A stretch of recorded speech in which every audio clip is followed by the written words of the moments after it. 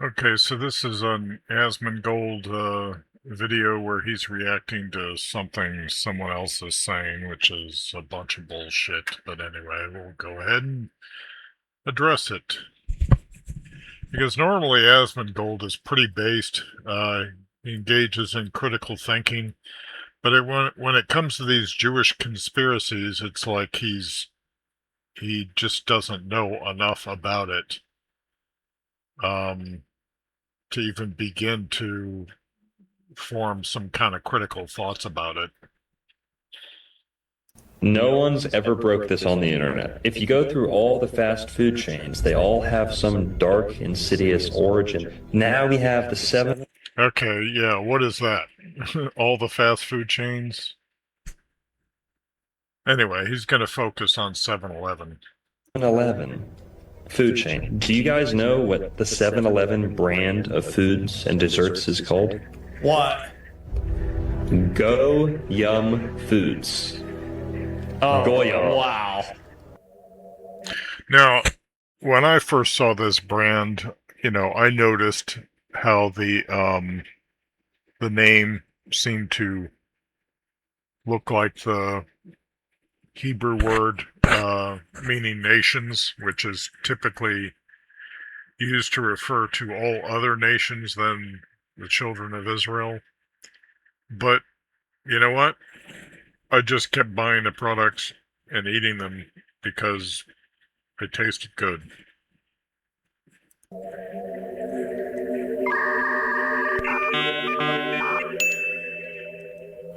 Okay, yeah, right. So he suddenly the light comes on. That's not the light coming on. That's the light dimming because you're about to walk down a lane where you don't know what you're talking about. Wasn't 7-Eleven founded very shortly after the beginning of Israel? No, wrong. We can look that up.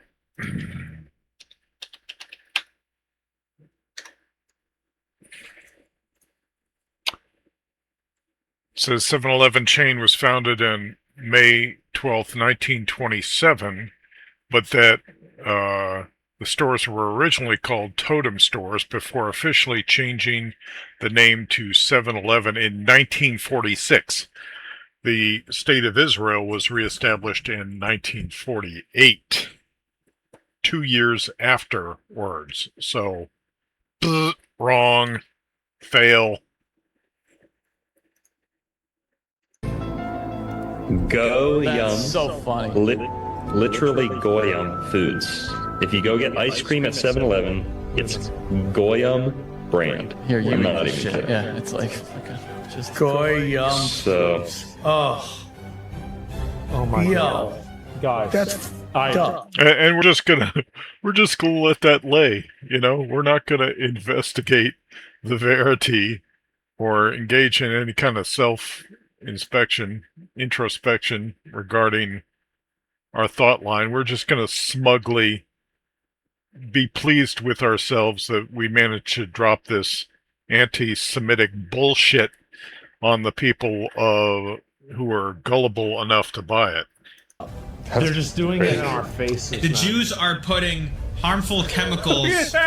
Now, I don't know who this guy is, but I suspect that maybe what he said has been edited so that what he's doing is explaining the conspiracy, and I believe that it's possible they cut off the beginning of what he said to make it look like he was actually asserting that the conspiracy is true.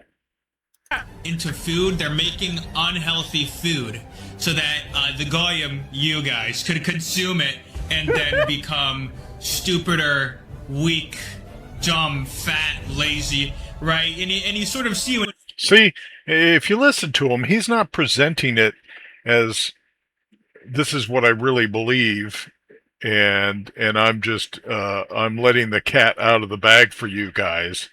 Instead, he seems to be presenting it as this is what is being claimed, and that they're not even going to let him refute it. When you go into these stores, all of these processed foods You with do. all of these artificial He's right. crap That's When terrible. the devs Yeah. See, except that it's not just Goyim brand foods that have chemicals in them. It's just about all of the food in America that has chemicals in it, so that people try to buy organic in order to get away from those chemicals. It's happening across America, which means that Jewish people are also consuming these foods if they don't keep kosher dietary restrictions, and even some of these foods have kosher markings on them, so that usually if they're not meat and they don't have any sort of meat-based ingredients in them, then sometimes maybe if it's grain, it has to undergo a certain level of inspection to make sure that there are no bug parts mixed in with the grain. But if it's got the kosher symbol on it, there's going to be a lot of Jewish people eating these products too. So how does your conspiracy fit with that? speaks, we listen. Terrible for you. Stuff like McDonald's, right? Where some of the stuff in Yeah. this food Yeah, McDonald's. Like, how are you going to attribute that to the Jews? is literally it should not be entering your system. Okay, then that has nothing to do with like kosher laws or Jews. That's just fast food. That's just, an issue with whether food is healthy or not. It's just terrible. It's just not healthy for you. And the Jews are feeding it to you. They're feeding it to the goyim to make them weak and stupid, so that essentially. Yeah, except that Jewish people are also eating McDonald's. If they're not abiding by a strict kosher dietary regimen, then they're also eating McDonald's. Actually, the Jews have full control of everything. Well, fat people are retarded. Yeah. Jews have full control over everything, even though Jews are only 0.2% of the world's population. The other 99.8% of the world's population, non-Jews, are somehow victim to what the 0.2% is doing, because non-Jews, Gentiles, are that big of bitches, right? They're just ineffectual bitches who can't do anything about what the 0.2% is allegedly doing to them. Does that make sense to you? No, rather what makes sense is that the preponderance of voices in the 99.8% of non-Jews speaking lies about Jews is what persecutes the 0.2% of the population, of the world's population, Jews. They're easy to control. It's harder for them to militarily mobilize against the state of Israel. And Oh, come on. No one's got plans to mobilize against the state of Israel. Get fucking real, dude. that's the reason why. No, Bullshit. That is such fucking utter bullshit. You're telling me that Gentile military forces today aren't in a state that they could actually wipe out Israel if they wanted to? That's such fucking utter bullshit, Asmongold. Wake the fuck up, man. How is it you're so critically minded and objectively thinking all the time, but except when it comes to Jews, just because you believe that, like, believing in Jewish conspiracies is somehow based, but you're not engaging in any actual inspection of that? Is that because, are you Catholic, Asmongold? Aren't you Catholic? Let me see, because it's always you stupid fucking Catholics that come up with this dumb shit.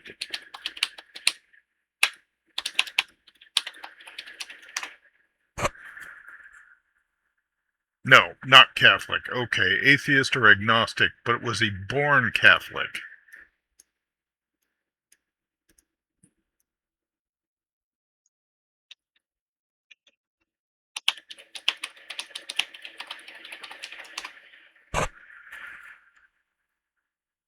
Yes, Asmongold has occasionally mentioned that he grew up in a Catholic household. Well, there you go. It's always the Candace Owens and the Nick Fuentes, now Asmongold. What is it about being raised Catholic that you start thinking of the most utter preposterous bullshit about the Jews? Does it have something to do with the formation of your religion? No one's ever broke this on the internet. If you go through all the fast food chains, they all have some dark, insidious origin. All right, so we already covered the video. Now let's look at what's being said. This is Google AI, if you just made just a little bit of effort, just a little bit of effort, just worked your little fingers, the muscles in your little fingers enough to ask some questions on a search engine, you might get some real info instead of just flipping the fucking shit burgers right off of your tongues. Are Goyim brand foods sold at 7-Eleven convenience stores a Jewish conspiracy? No, it's not a Jewish conspiracy. Goyim is simply an in-house premium snack and dessert line created and trademarked by 7-Eleven. The name is a combination of the word "go," implying on-the-go snacking, and "yum." The claim that this name is a deliberate insult or conspiracy is based on an anti-Semitic internet meme. The word goy, plural goyim, is a Hebrew and Yiddish term that simply means nation or Gentile, a non-Jew. I already covered this in another video, probably more than once. Online conspiracy theorists exploit this linguistic coincidence to push the unfounded claim that Jewish people control junk food industries to poison non-Jews.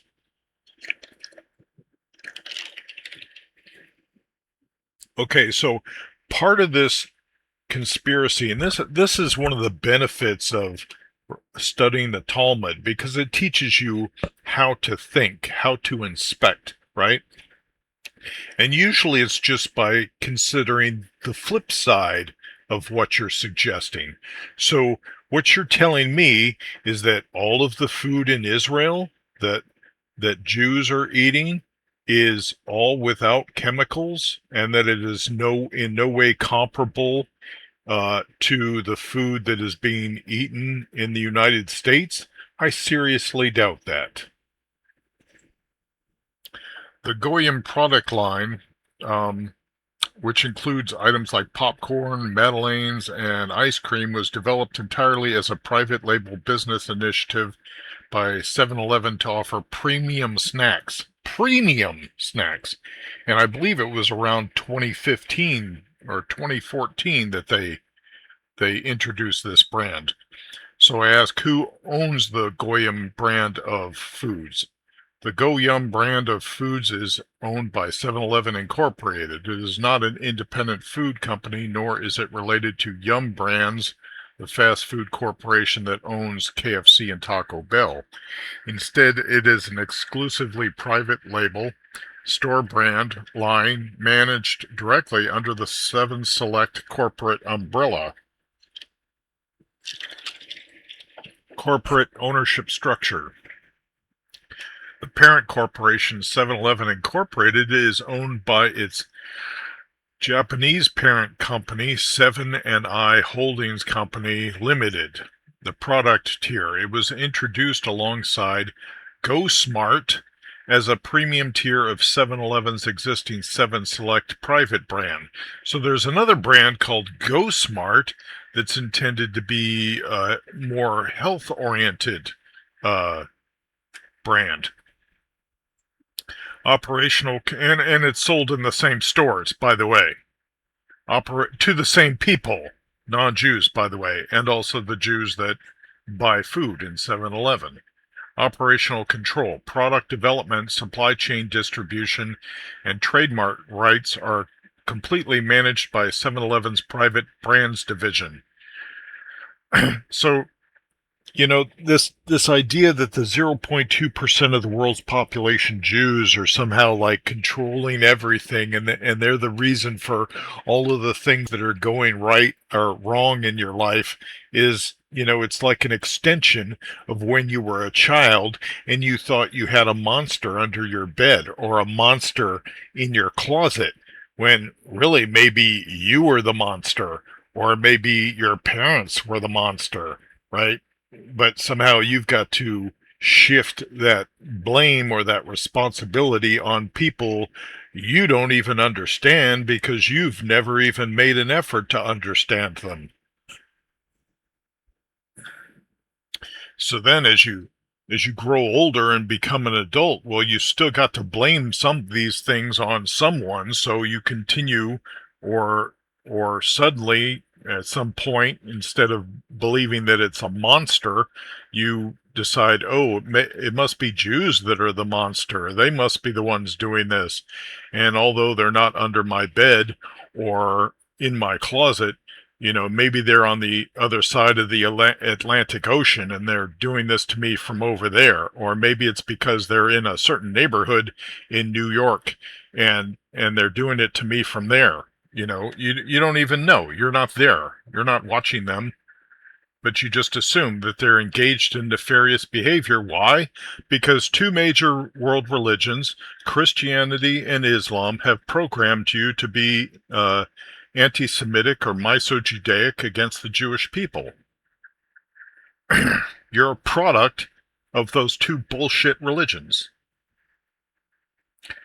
So the Goyim brand was created in 2015 as part of a corporate strategy by 7-Eleven to expand into the premium high-margin private label food market.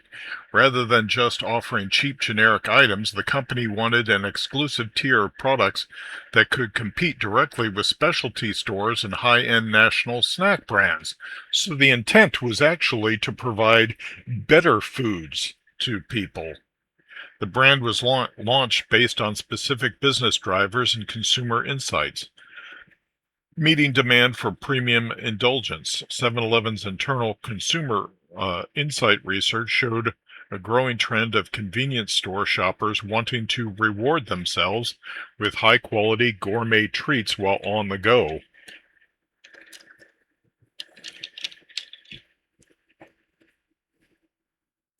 Go-Yum was engineered to offer indulgent artisanal-style snacks such as small-batch kettle-cooked caramels, specialty confectionery, and non-GMO air-popped popcorn that consumers normally expected to find only at specialty chocolate or boutique grocery shops. A two-pronged store brand strategy. In the summer of 2015, 7-Eleven launched two distinct sub-brands under its 7 Select corporate umbrella to target opposite ends of consumer cravings.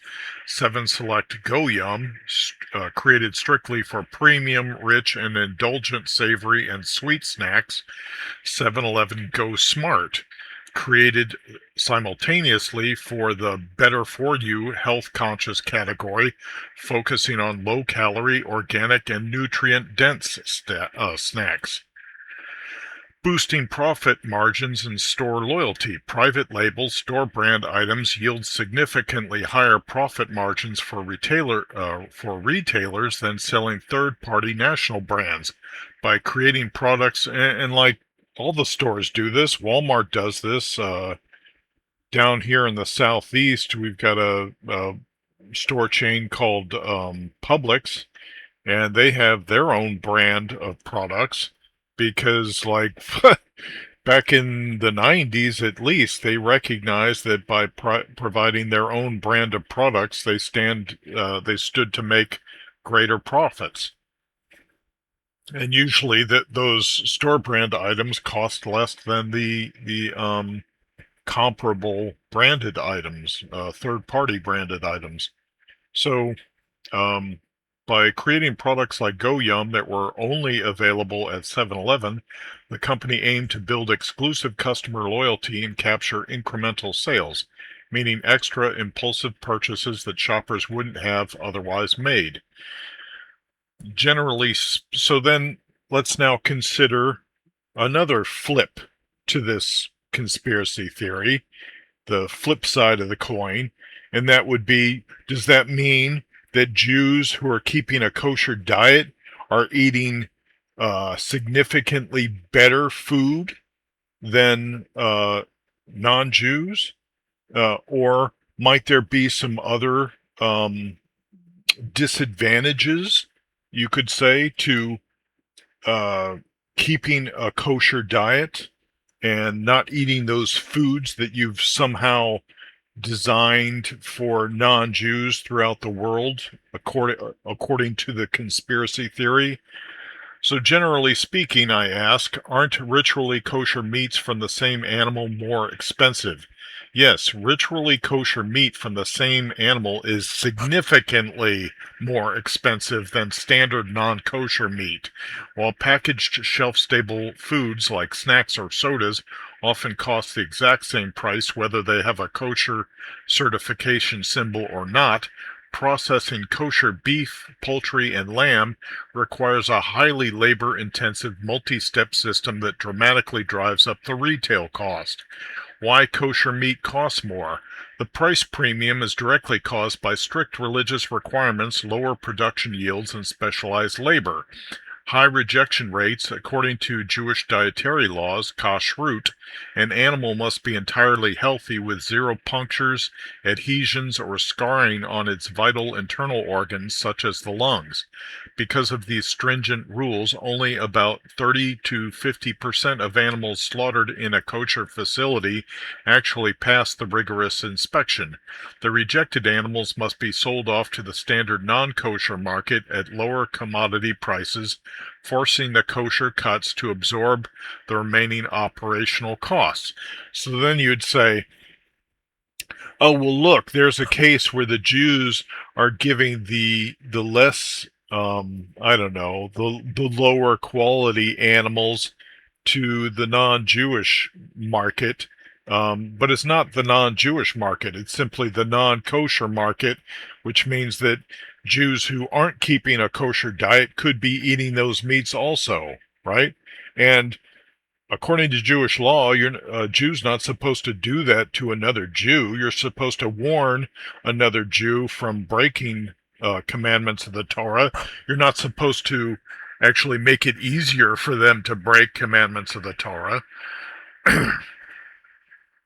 But then there's another flip to this, and that is that Gentiles actually resent the kosher dietary laws and being told that they can't eat certain animals, which kosher law doesn't forbid a Gentile from eating pork, but the fact that the commandment is there in the Bible against eating pork for the children of Israel, Gentiles read that as like some kind of attempt by the Jews to prevent them from eating pork, and they see Jesus as their savior and liberator who made it possible for them to eat pork when pork was never forbidden for them in the first place.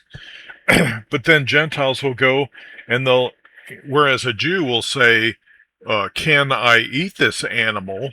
In other words, is it kosher or not? Is it biblically kosher or not? Gentiles will say, how do I prepare this animal so that I can eat it?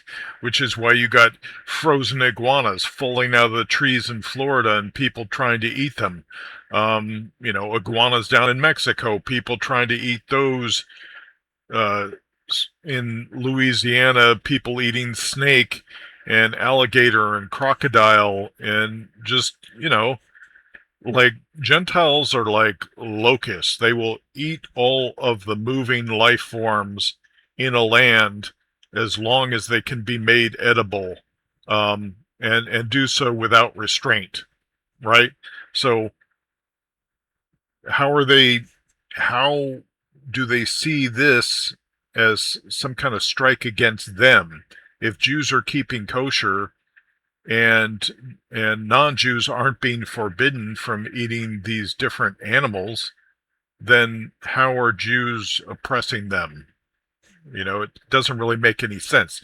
If anything, you would say that the Jews are oppressing themselves by keeping kosher.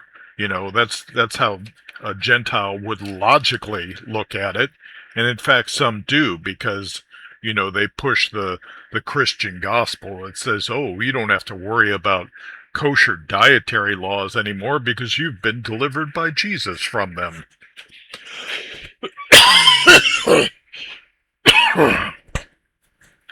The 4 quarters only rule. In North America and many Western countries, processing the hindquarters of a cow, which contains the sciatic nerve and specific blood vessels, is incredibly tedious and economically unfeasible to do in accordance with religious law.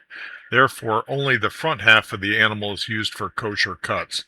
The prime rear cuts like sirloin, filet mignon, and flank steak are sold directly to non-kosher distributors, leaving fewer pounds of meat to generate profit for the kosher operator. So then you've got what are considered to be better cuts of meat, sirloin, filet mignon. I'm not sure about flank steak, but certainly sirloin and filet mignon are better cuts of meat from the Gentile perspective. And the kosher process means that those cuts are being sold to Gentiles who are not keeping kosher, or even to Jews who are not keeping kosher. So that doesn't fit your conspiracy either. Specialized certified personnel. Standard slaughterhouses rely on high-speed automated machinery. Kosher processing must be done entirely by hand by a shochet, a highly trained ritual slaughterer who is an expert in anatomy and Jewish law. Additionally, independent observers, mashgichim, must constantly monitor the process from slaughter until the meat is sealed in its final packaging. The purging and salting process. To comply with the biblical prohibition against consuming animal blood, all kosher meat must undergo a strict purging process. The meat must be soaked in water for 30 minutes, heavily salted with coarse salt to draw out all residual blood, and then thoroughly washed 3 separate times. This process adds considerable time, requires specialized facility layouts, and drastically slows down factory throughput compared to high-volume commercial packing plants. So then, in Jewish law, there's a question about why meats with the blood still in them seem to make the Gentile eaters of those meats stronger than your typical Jew. And I'm not sure if I brought this up in this question, but what I asked was, wasn't there a question in Jewish law as to why Gentiles were stronger while eating non-kosher meats? Yes, there is a specific well-known legal and philosophical discussion in Jewish literature regarding physical strength versus spiritual sensitivity. However, the framing is slightly different. The question is not why non-Jews are physically stronger, but why non-kosher food provides a heavy, coarse physical power while spiritually blocking the soul. The primary texts address this paradox through a concept known as timtum halev, literally the blocking or stultifying of the heart or soul. The conceptual framework of heavy foods in classic texts of Jewish law, such as the Shulchan Aruch, Code of Jewish Law, and the commentaries of Rabbeinu Bachya and the Ramchal. The physical properties of food are believed to mirror their spiritual impact. Physical coarseness. Non-kosher animals like predators or pigs are viewed as possessing dense, aggressive, and coarse physical traits. Classical commentators note that eating these animals physically transfers that dense, earthly, and aggressive vitality into the human body. Consequently, a person eating non-kosher meat might experience a heavy animalistic physical strength. The spiritual trade-off. According to the Talmud, Tractate Yoma 39a, the verse in Leviticus stating that non-kosher food makes a person unclean, what was that? Metem, I'm not familiar with that word, can also be read as tamtem, meaning you will become blocked.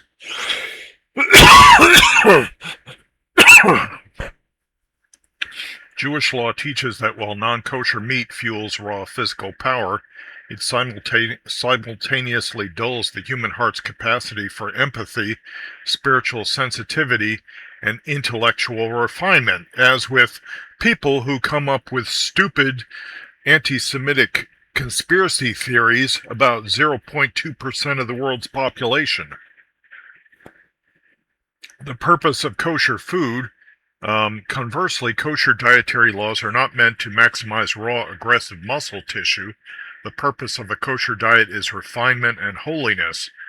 Holiness doesn't mean righteousness. It means like set apart or sanctified in order to fulfill specific duties towards oneself and their relationship with the Creator. Conversely, kosher dietary laws are not meant to maximize raw, aggressive muscle tissue. The purpose of a kosher diet is refinement and holiness. The legal commentators explain that kosher meat slaughtered with minimal pain and thoroughly drained of blood, which represents the coarse animal life force, yields a pure form of physical energy. It is designed to sustain the human body just enough without overwhelming or clouding the spiritual intellect. Therefore, the physical dominance, kind of like a Middle Eastern diet where they seem to only eat meat on, special occasions. Therefore, the physical dominance or raw strength sometimes observed in those who eat non-kosher diets is viewed in Jewish philosophy as a natural biological consequence of consuming coarse animalistic vitality, but one that comes at a steep spiritual cost. But then I want to ask a follow-up question.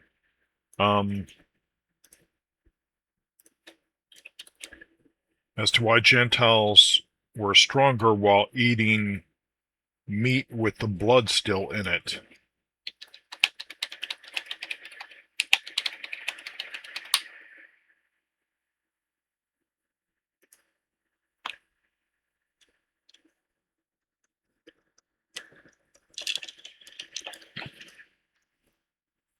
Yes, the question of why Gentiles appear to possess greater physical strength or raw vitality while consuming meat with the blood still in it is an explicit discussion in Jewish law, halacha, and mysticism, Kabbalah.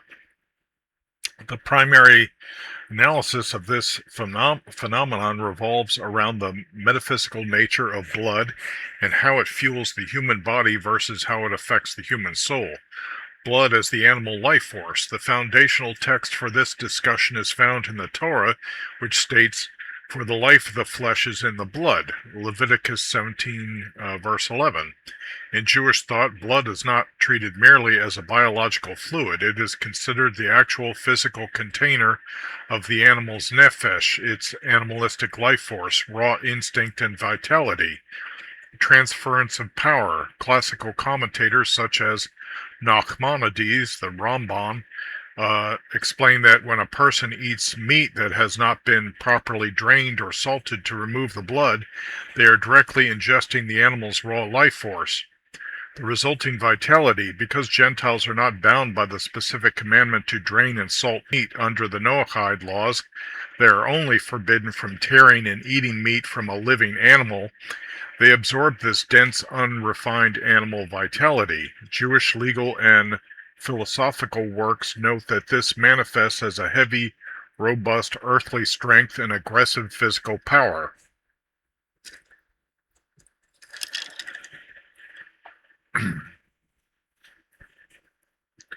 Maimonides and the rejection of pagan supernatural powers. In his work, The Guide for the Perplexed, the great codifier Maimonides, the Rambam, approaches this question by examining ancient pagan customs. He notes that ancient Gentile nations intentionally gathered and drank animal blood, or ate meat drenched in blood because they believed it was a shortcut to gaining supernatural physical strength, prophecy, and communion with spirits. Maimonides explains that the Torah strictly forbade Jews from eating blood to explicitly break them away from this desire for raw, animalistic, and idolatrous power. The spiritual trade-off, Timtum Halev, Hasidic and Kabbalistic philosophies, such as the Tanya, elaborate on why Jewish law imposes a strict spiritual trade-off regarding blood. The blood's heat, as explained by the Chabad-Lubavitch Hasidic tradition, blood represents emotional heat, passion, and aggressive drive. The spiritual blockage, while consuming blood yields a heavy, coarse physical strength, it results in a metaphysical state called Tintum Halev, the blocking or stultifying of the heart. Jewish law teaches that this animal life force clouds the human intellect, dulls spiritual sensitivity, and diminishes a person's capacity for holiness, empathy, and refined character. Therefore, Jewish authorities recognize that eating blood can fuel an intense aggressive physical power, but they viewed it as a lower form of earthly energy that ultimately distances the human soul from divine refinement. So, is there